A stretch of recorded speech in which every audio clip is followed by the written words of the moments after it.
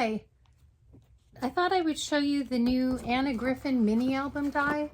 It's pretty awesome. I just got it and I wanted to make something with it. So it comes with this wonderful little direction booklet. Most dies that I've seen do not have directions, and I have to go on the internet to find out how to use them. But this has a really good explanation of how to use the dies and how to put together the little album. This die is kind of unique. It comes with an embossing folder, and it makes a really lovely frame on the paper. It also comes with your spine, your background, an overlay, and then a centerpiece. So it has it for that kind of a square design. And then it has it also for this oval design. And then it comes with little dies that you can use to cut your pictures to fit inside those centerpieces. So it's really a nice die set. And if you have never made a mini album before and you want to make one that's fast and easy, I would definitely recommend you trying that. I did use one other die though when I was putting together my album. And I used the graphic 45 tag die. And once I cut the tag, then I cut it down to the size I wanted, the length I wanted. So I'd like to share with you the little album I made. I made this for my daughter-in-law's sister. She's pregnant with a little boy.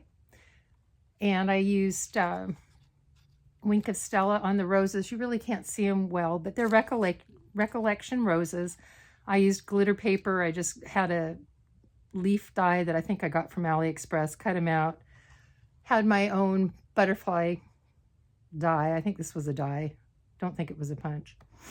And then I made a charm and I put baby's name on it. Baby's name is Devon. And I thought that was kind of cute.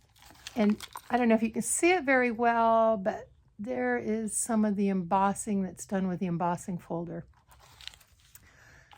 I just put this chunky little guy together and I used a ribbon closure to hold it. I used double ribbon. I used a ribbon that came from Stampin' Up! Because I liked it. It was polka dotted. So every page layout is the same on my album. I have the oval on this side and I have the squarish design on this side. The only thing that's different is the flowers are in different positions, and notice that if I put a flower on top, I put a flower on the bottom. That was just so when I close it, it's not even chunkier. I don't want them to hit each other. I used silver half bead things on that page. The next page I used green. The next page I used blue.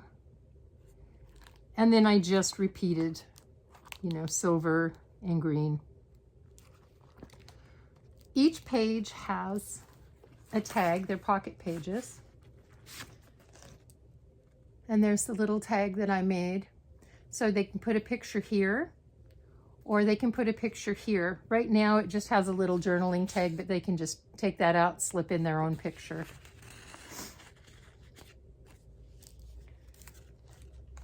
The pages, the bases for the pages, those were put together using 5x7 blank cards that I just got at Michael's because I was too lazy to cut my own paper.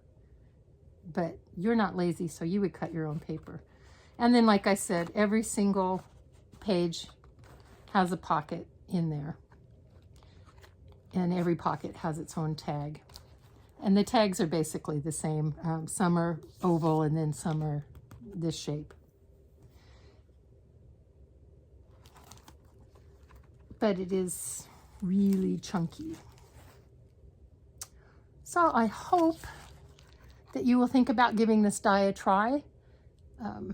There was a lot of die cutting because I cut each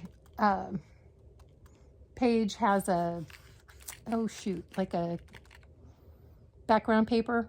And so the background paper is the one that I did the embossing on, and then I glued it on top. So it made for a really super, super sturdy book. It's almost like a board book, you know, it's really thick.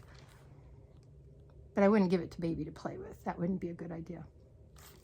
All right, give it a try. Let me know what you think, and I'll see you next time.